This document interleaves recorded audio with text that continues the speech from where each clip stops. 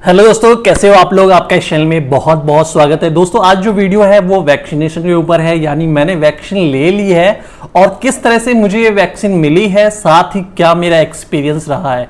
मैंने जो वैक्सीन लगवाई थी वो 25 मई को लगवाई थी, यानी करीब 7-8 दिन हो चुके हैं। और अभी तक क्या क्या हुआ है मेरे साथ, किस तरह के एक्सपीरियंस है, किस तरह की कंडीशन हो जाती है जब वैक्सीन लगाते हैं। सभी के लिए अलग अलग तरीके की कंडीशन होती है और इस वीडियो में दोनों ही चीज बताने वाला हूं कि आपके एरिया में अगर नहीं मिल रही है तो आप कैसे अपने लिए जो स्लॉट है वो बुकिंग करेंगे। क्योंकि वेबसाइट के पोर्टल पर रजिस्ट्रेशन तो हो जा रहा है, लेकिन जो वैक्सीनेशन का स्लॉट है वो जल्दी से नहीं मिल रहा। तो इस वीडियो में यही दो चीज बताऊंगा कि किस तरह से आप अपने लिए वैक्सीन जल्दी से जल्दी अरेंज कर सकते हैं। दूसरी चीज मैं ये भी बताऊंगा कि वैक्सीन लेने के बाद क्या क्या चीजें होती हैं, क्या क्या मतलब जो शरीर में क्या क्या बदलाव आते हैं, क्या क्या तकलीफ हो सकती है। ये मेरा खुद का एक्सपीरियंस है जो मैं आपसे शेयर करना चाहता हूं। तो दोस्तों अगर आप मेरे चैनल पर पहली बार आए हैं तो नीचे रेड कलर में सब्सक्राइब लिखा हुआ है, वहां पर क्लिक कर दीजिए, बेल आइकन को दबा दीजिए ताकि आपको इस तरह की और भी लेटेस्ट वीडियो देखने को मिलती रहे हमेशा सबसे पहले। चलिए दोस्तों वीडियो स्टार्ट। सबसे पहले दोस्तों आज जब मैं वीडियो बना रहा हूं तो मैक्सिमम बहुत सारी जगह पे वैक्सीन 18 साल से लेकर 45 साल वाली यानी 44 साल वाली अवेलेबल हो चुकी है। 45 साल से ऊपर वाली वैक्सीन पहले से ही अवेलेबल थी और हर डिस्ट्रिक्ट में कुछ ना कुछ स्लॉट खाली रहते थे या आप वहां पे खुद से जाके भी लगवा सकते थे। लेकिन जब 18 साल से लेकर 44 साल वाली वैक्सीन आई तो बहुत सारी डिस्ट्रिक्ट में ये नहीं आई।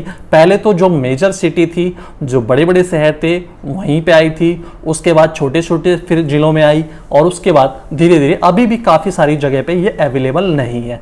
तो इसके लिए क्या करना है, जब स्टार्टिंग में पहले दिन से ही अनाउंसमेंट हुआ था तो मैं तभी से चेक करने लगा था, ठीक है। लेकिन वेबसाइट पर ना वैक्सीन का कोई भी कहीं भी कुछ नहीं दिख रहा था कि वैक्सीन आई भी है या नहीं आई है। 5-6 दिन तो ऐसे ही बीत गए। उसके बाद दूसरी चीज़ ये है कि उसी बीच में एक ऐप्स चला था, टेलीग्राम ऐप्स। यानी टेलीग्राम अगर आपने ऐप्स डाउनलोड कर रखा है और अपने ज़िले में जहाँ भी वैक्सीन आपको लगवानी है उस ज़िले के ग्रुप को ज्वाइन कर रखा है, तो वैक्सीन जैसे ही पोर्टल पे आती है रजिस्ट्रेशन के लिए तभी आपको मैसेज आ जाता है। तो इससे क्या फ़ायदा होता है कि आप तुरंत ही वैक्सीन वाली जो साइट है कोविन उसको खोलेंगे और तुरंत ही अपने लिए वैक्सीन बुक कर सकते हैं। क्योंकि ज़्यादा से ज़्यादा 1 या 2 मिनट में ही सारी वैक्सीन बुकिंग हो जाती थी उस टाइम पे जब मैंने ये लगवाया था 25 मई को। तो मैंने उस ऐप्स का सहारा लिया और मैंने कई बार बुकिंग भी करी। अब कई बार बुकिंग करी तो जिस दिन बुकिंग थी उस दिन बारिश तेज होने लगी, किसी दिन कोई और अर्जेंट काम निकल आया। तो जब बुकिंग आप करा लेते हैं और वैक्सीन सेंटर पर नहीं जाते हैं तो उस दिन वो वैक्सीन दोबारा से अवेलेबल हो जाती है दूसरे के लिए, यानी बुकिंग के लिए दोबारा से अवेलेबल हो जाती है। तो मैंने 2 बार ऐसे कराया था और 2 बार कोई मेरे मतलब एक दिन तो पूरी दिन ही बारिश होती रही तो मैं नहीं जा पाया, मौसम खराब था। एक दिन मैं किसी काम की वजह से नहीं जा पाया। अब मैंने जब तीसरी बार बुकिंग कराई तो तीसरी बार मैंने अपनी वाइफ की और मैंने खुद से मतलब रजिस्ट्रेशन करा लिया। लेकिन मेरी डिस्ट्रिक्ट में उस समय ये वैक्सीन नहीं आई थी। मेरा जो डिस्ट्रिक्ट है उस समय वैक्सीन नहीं थी और कहीं भी अवेलेबल नहीं थी 18 साल से लेकर 44 साल वाली। 45 साल और उससे ऊपर वाली अवेलेबल थी। तो मैंने अपने अगल बगल के जो डिस्ट्रिक्ट थे, अगल बगल के जो ज़िले हैं वहाँ देखना स्टार्ट किया। मेरे बगल में गाजियाबाद है, नोएडा है, अलीगढ़ है, तो मैंने वहाँ पर देखना स्टार्ट किया तो मुझे वहाँ वैक्सीन मिल रही थी। तो मुझे जो बुकिंग के लिए मिली वो अलीगढ़ में मिली, तो मैंने अलीगढ़ के लिए कर लिया। और करीब वो मतलब यहाँ से 35 से 40 किलोमीटर दूर है जो वैक्सीन वाला सेंटर है। तो मुझे दोनों वैक्सीन मिल गई, मतलब दोनों लोगों के लिए एक साथ ही मिल गई। पहले जब मैंने बुकिंग किया तो अपना जो बुकिंग किया वो 12 बजे से लेके 1 बजे के स्लॉट में बुकिंग किया तुरंत ही, और जो अपनी वाइफ का किया वो 1 से 4 के स्लॉट में किया, ठीक है। लेकिन तो मतलब कुल मिला के बुकिंग हो गई। अब मैं आपको बता दूं कि जो स्लॉट आप डालते हैं टाइमिंग उससे कोई मतलब नहीं होता। अगर आपने पूरे दिन में कभी की भी बुकिंग ले रखी है, सुबह की भी ले रखी है, तो शाम तक जब तक वो सेंटर खुला रहता है, छोटे हॉस्पिटल खुले रहते हैं जहाँ पर वो लगवाना है, तो आप आसानी से लगवा सकते हैं। टाइमिंग से ज़्यादा कोई दिक्कत नहीं होती क्योंकि वहाँ पर ज़्यादा इतनी भीड़ नहीं होती। ये लोग भी उतना ही वैक्सीन रजिस्ट्रेशन के लिए खोलते हैं कि ताकि वहाँ पर भीड़ ना हो पाए। तो टाइमिंग से कोई दिक्कत नहीं होती, क्योंकि जो दूसरी वैक्सीन मैंने छोड़ी थी पहले, जो मैंने बुकिंग कराई थी, वो टाइमिंग के चक्कर में छोड़ी थी, क्योंकि मैंने उसको मॉर्निंग में बुक करा लिया था और वो ये यहाँ से करीब करीब 60 किलोमीटर दूर था एरिया, वो भी अलीगढ़ में था, बहुत मतलब अलीगढ़ बॉर्डर टाइप पे। तो फिर दिन में मैं लंबी दूरी की वजह से उसको मैंने कैंसिल कर दिया, मतलब नहीं जा पाया था। तो वो जो बुकिंग होती है वो शाम तक बुकिंग कैंसिल हो जाती है और अगले दिन वो फिर अवेलेबल हो जाती है, मतलब किसी दूसरे को बुकिंग के लिए। अब क्या है, जब मैंने ये 25 मई को लगवाया था उसके 3 से 4 उसके 2 दिन बाद अनाउंसमेंट हो गई यूपी गवर्नमेंट की, या बहुत सारी गवर्नमेंट अलग अलग स्टेट की हो गई थी कि अब आप वैक्सीन सेंटर पर जाके भी अपनी वैक्सीन तुरंत ही बुकिंग करके वहाँ लगा सकते हैं। मतलब आपको बुकिंग नहीं करवाना, आपको जाना है, वहाँ पर भी बुकिंग हो जाएगी और लग जाएगी। उसके बाद से हर जिले में मतलब वैक्सीन अवेलेबल होने लगी है, अब कोई दिक्कत नहीं है। और अगर नहीं भी है इस समय, दिक्कत भी है, तो आप ये मान के चलो कि आपके अगल बगल के जो डिस्ट्रिक्ट हैं आप वहाँ पर देख लो, कहीं भी बुकिंग करा लो, जितनी दूर आप जा सकते हो, जितनी दूर भी आप अपने व्हीकल से जा सकते हो उतनी की बुकिंग करा लो। दूसरी चीज़ ये है कि आप जितनी भी दूरी की बुकिंग कराएंगे तो जो आपका बुकिंग अपॉइंटमेंट है, चाहे जो मैसेज है मोबाइल में, वही आपका कर्फ्यू या कोरोना पास भी है, यानी कोई भी आपको रोक नहीं सकता जाने से और आने से, यानी आपको कोई भी रोकेगा नहीं, वो एक पास की तरह काम करेगा उस दिन के लिए, आप आसानी से जा सकते हैं, आ सकते हैं। अब आपको क्या करना है, बुकिंग हो गई, ये तो बुकिंग की प्रोसेस थी कि आप अपने अगल बगल के जिले में भी करा सकते हैं, या टेलीग्राम का अगर आपको नॉलेज है तो उसका ग्रुप भी ज्वाइन कर सकते हैं, वहां से भी करा सकते हैं। सिंपल तरीका ये है कि अपने अगल बगल भी देखते रहिए, डेली वैक्सीन आती हैं, अपडेट होती हैं, आपको हमेशा देखना पड़ेगा और करा लीजिए, या किसी साइबर कैफे वाले से भी करवा सकती है। अब वैक्सीन जब लगवाने जाते हैं तो वैक्सीन रजिस्ट्रेशन के टाइम पे एक डॉक्यूमेंट देना पड़ता है, तब वैक्सीन रजिस्ट्रेशन होता है। तो हमने आधार कार्ड दिया था, तो जो भी आप कार्ड देंगे, जो भी गवर्नमेंट का आईडी प्रूफ देंगे, उसका एक फोटोकॉपी ले जाना जरूरी है। बहुत सारे सेंटर पर फोटोकॉपी मांगते हैं, बहुत सारे सेंटर पर वो लोग फोटो उसके खींच लेते हैं। अगर आपके मोबाइल में भी है तो भी फोटो खींच लेंगे, लेकिन आप ये मान के चलिए कि आप कम से कम जो फोटोकॉपी है, डॉक्यूमेंट जो भी आपने सबमिट किया है, वो ले जाना जरूरी है। ठीक है, वहाँ जाने के बाद, अस्पताल में जाने के बाद, अस्पताल की जो भी होता है रजिस्ट्रेशन कराना पड़ता है सबसे पहले। तो 1 रुपये की पर्ची, यूपी में तो 1 रुपये की पर्ची चलती है, तो वो रजिस्ट्रेशन होता है। उसके बाद वो रजिस्ट्रेशन के बाद आपकी कोरोना की टेस्टिंग होती है, वहाँ पर इंस्टेंट टेस्टिंग होती है। टेस्टिंग के बाद ही ये टीका आपको लगता है। तो इंस्टेंट टेस्टिंग होती है, 2 से 3 मिनट लगते हैं, उतने में आपकी रिपोर्ट आ जाती है 2 से 3 मिनट में टेस्टिंग के। और वो जो आपका पर्चा होता है 1 रुपये वाला, उस पर लिख दिया जाता है कि कोरोना नेगेटिव या कोरोना पॉजिटिव। पॉजिटिव होते हैं तो आपको टीका नहीं लगेगा, पॉजिटिव होने के बाद जो प्रिकॉशन वो सजेस्ट करेंगे वो आपको करना है। लेकिन अगर आपका नेगेटिव है, यानी आपको कोरोना नहीं है, उसके बाद आप अंदर जाएंगे तो वहाँ पर आपको जो फोटोकॉपी है वो देनी है और अपना रजिस्ट्रेशन दिखाना है। वो लोग भी अपने सिस्टम में या मोबाइल में चेक कर लेते हैं, या उनके पास वो डेली अपना प्रिंट आउट निकालते हैं, उसमें नाम देख के चेक कर लेते हैं। ठीक है, उसके बाद वो ऊपर की तरफ भेजते हैं। ऊपर जहाँ पर एक बार ऊपर जाने पर कई जगह पे वो लोग मतलब आईडी प्रूफ की जो है फोटोकॉपी ऊपर लेके जानी पड़ती है, उनको देनी पड़ती है। और हमारे साथ क्या हुआ था कि वैक्सीन लगने से पहले उन्होंने हमारा आधार कार्ड असली भी देखा, जो हमने फोटोकॉपी दी थी तो असली भी देखा, और उसके साथ साथ उनके मोबाइल में भी कोई ऐप्स रहता है, उससे वो फ़ोटो भी खींचते हैं, मतलब पर्सन की फ़ोटो भी खींचते हैं कि ये पर्सन आया था, और शायद उसको किसी पोर्टल पे अपलोड भी करते हो। तो वो सभी की फ़ोटो खींच रहे थे। उसके बाद जब फ़ोटो खींच लेते थे तो वो वैक्सीन सेंटर मतलब जो केबिन था उसमें भेज देते कि आप लगवा लो। वहाँ पे क्या था कि मतलब वैक्सीन लगने में मतलब ज़्यादा भीड़ तो रहती नहीं है, बहुत कम ही भीड़ रहती है। तो वहाँ पे मैं गया और वो वैक्सीन की एक सिरिंज ही रहती है, एक सिरिंज मतलब एक जने को एक ही सिरिंज यूज होती है। तो उस तरह से उन्होंने इस पे लगाया और मैं बहुत ध्यान से देख रहा था कि क्योंकि मैंने सुना था कि लोग लगाते हैं वैक्सीन अंदर करते हैं, लेकिन वैक्सीन की जो दवा है वो अंदर नहीं करते, उसको बचा लेते हैं। तो मेरा थोड़ा सा ये डाउट था। और मैं एक चीज़ और बता दूं कि आप जब भी ऐसे सेंटर पे जाएं तो आपका जो मास्क है वो लगा होना चाहिए, कम से कम डबल मास्क का यूज कर लें वैक्सीन सेंटर पर, क्योंकि वहाँ पर कोई केयरिंग नहीं होती इतनी ज़्यादा। जो डॉक्टर भी हैं वो भी मतलब आपको कोई केयरिंग नहीं मिलेगी। तो आप अपनी तरफ से केयर करके जाएंगे, डबल मास्क लगा के जाएं।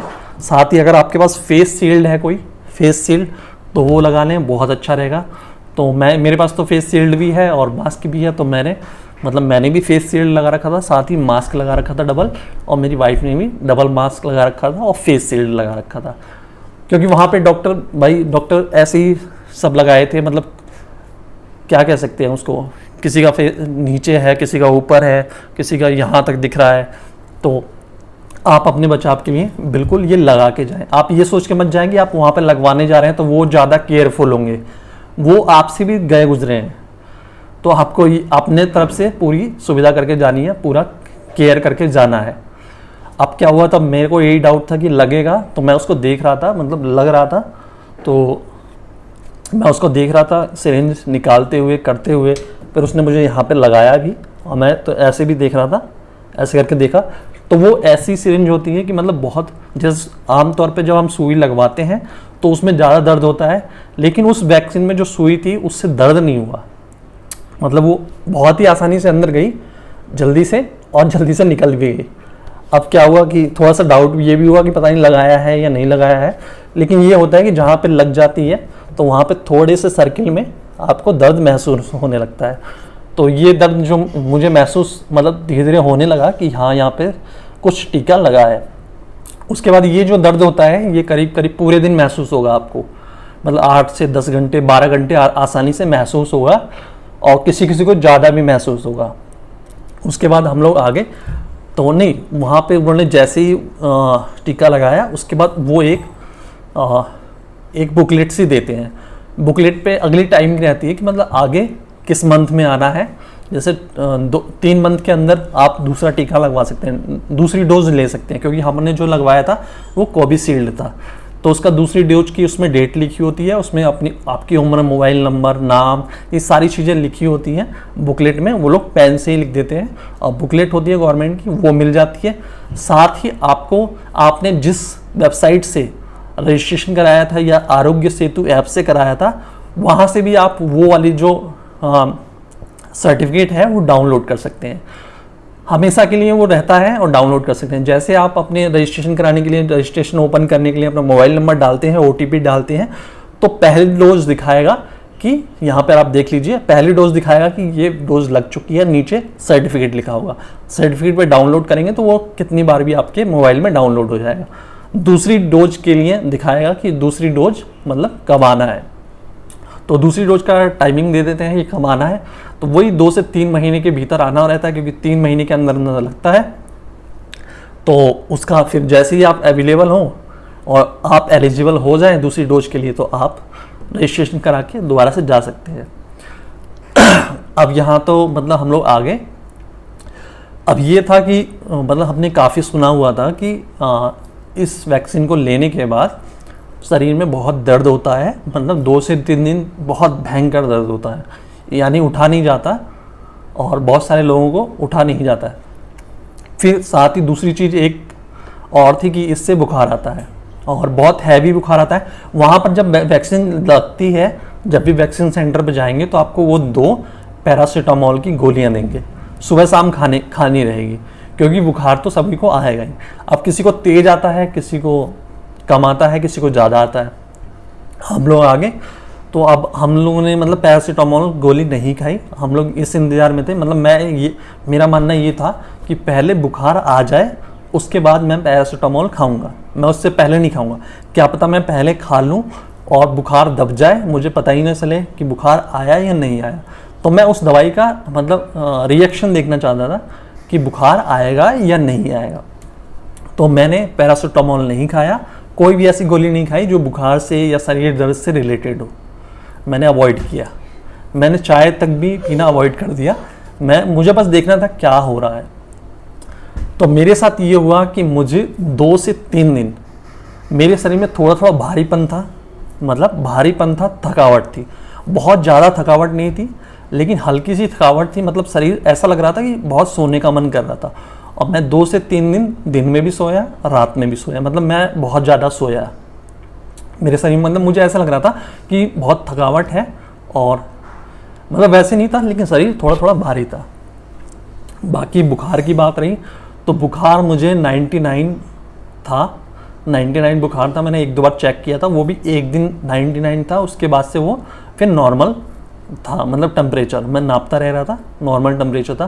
तो मुझे 3-4 दिन हो गए फिर बुखार नहीं आया, और 2 से 3 दिन जो शरीर भारी रहा तो मैं उसमें बहुत सोया, मतलब बहुत ज़्यादा ही सोया, तो उससे वो भारीपन आया। इसके बाद मुझे कुछ भी मतलब कुछ भी इसका रिएक्शन नहीं हुआ, कुछ भी चीज़ें नहीं हुई। अब मेरी वाइफ का ये था कि मतलब थोड़ा थोड़ा शरीर में दर्द स्टार्ट हो गया, मतलब होना, भारीपन शरीर में दर्द, और थोड़ा थोड़ा ऐसा लग रहा था कि बुखार आएगा।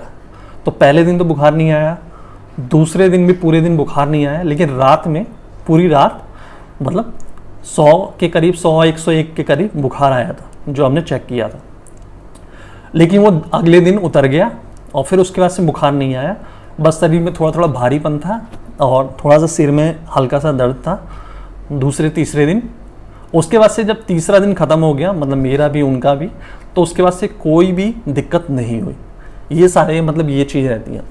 अब इसमें क्या है कि इसमें जो लोग कहते हैं कि बुखार आता है, शरीर में दर्द रहता है, वो सभी लोग सही कहते हैं। हर एक की कंडीशन अलग अलग है, हर किसी पे दवाई अलग अलग तरीके से सूट करती है, क्योंकि सबका शरीर अलग अलग तरीके से बना हुआ है। एक हमारे भैया हैं, ठीक है, उन्होंने अपनी वाइफ को लगवाया तो उनको मतलब 2 से 3 दिन बुखार आया था, लगातार 2 से 3 दिन बुखार रहा, 101-102 भी बुखार चला गया लगातार 2 से 3 दिन, और पूरे शरीर में बहुत ज़्यादा दर्द रहा, थोड़ी सी वॉमिटिंग भी हुई, ठीक है। पूरे शरीर में मतलब 2 से 3 दिन बहुत मतलब चला नहीं जा रहा था, पूरा दर्द था। ऐसे ही और भी कई हमारे पिताजी ने लगवाया था, और हमारी मम्मी ने भी 45 साल वाली में हमसे पहले ही लगवा लिया था, मतलब 15-20 दिन पहले ही लगवा लिया था।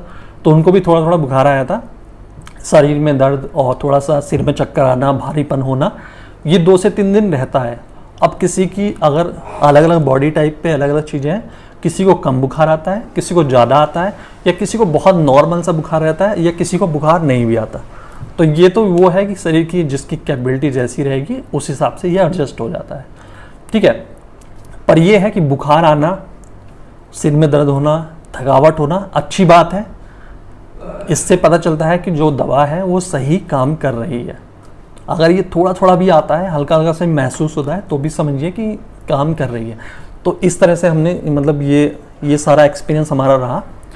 तो मैंने सोचा जिस दिन मैं लगवा के आया था, मैंने सोचा कि उसी दिन मैं वीडियो बनाऊं। फिर मैंने ये सोच लिया कि पहले मैं देख लेता हूं क्या क्या चीज़ें हो रही हैं, उसके बाद से मैं एक वीडियो बना देता हूं, ताकि सभी लोगों को पता चल जाए कि ये चीज़ें होती हैं। तो अब करीब मतलब 8 दिन बीत चुके हैं, अब कोई दिक्कत नहीं है। और अगर आपको वैक्सीन नहीं, अब तो देखो वैक्सीन हर जगह अवेलेबल हो गई है। 18 साल से लेकर 44 साल तक भी वैक्सीन हम देखते हैं तो बहुत सारी जगह स्लॉट खाली है। अब अगर आपके डिस्ट्रिक्ट में नहीं है, आपके अड़ोस पड़ोस में नहीं है, तो आप 30-40 किलोमीटर के सर्किल में दूसरे डिस्ट्रिक्ट में भी आप बुकिंग करके जा सकते हैं, लगवा सकते हैं। हमने दूसरे डिस्ट्रिक्ट में ही लगवाया था। आप इंडिया के किसी भी कोने पे रहते हैं, कहीं भी वैक्सीन अवेलेबल हो, अगर आप वहाँ पर जा सकते हैं तो आप तुरंत ही वहाँ की वैक्सीन रजिस्ट्रेशन करा लें। आपको कुछ नहीं करना, आपका रजिस्ट्रेशन होने के बाद आप उस स्लॉट पे क्लिक करेंगे और उसके बाद OTP आएगा, वो डालेंगे, आपकी वहाँ बुकिंग हो जाएगी। कहीं भी इंडिया में, कहीं भी आप रहने वाले कहीं के हैं, डॉक्यूमेंट कहीं का भी है, कोई दिक्कत नहीं है। आप पूरे इंडिया में कहीं भी वैक्सीन लगवा सकते हैं। आप अगर टूर पे हैं, ठीक है, आप जा रहे हैं मान लीजिए दिल्ली से केरल, और बीच में अगर आपको लगता है कि आगे आने वाले मतलब अगले दिन मैं पहुंचूंगा, मुंबई पहुंच जाऊंगा, तो आप वहां का भी सेंटर बुक कर सकते हैं, वहां लगवा के आराम से अपने जगह पे जा सकते हैं। वैक्सीन सेंटर पे बहुत ज़्यादा टाइम नहीं लगता, ज़्यादा से ज़्यादा आधे घंटे में आपको फ्री कर देते हैं, क्योंकि किसी भी वैक्सीन सेंटर पे भीड़ नहीं होती, और इतना ही रजिस्ट्रेशन वो लोग करते हैं, अवेलेबल रखते हैं कि वहाँ पर ज़्यादा भीड़ इकट्ठी ना हो।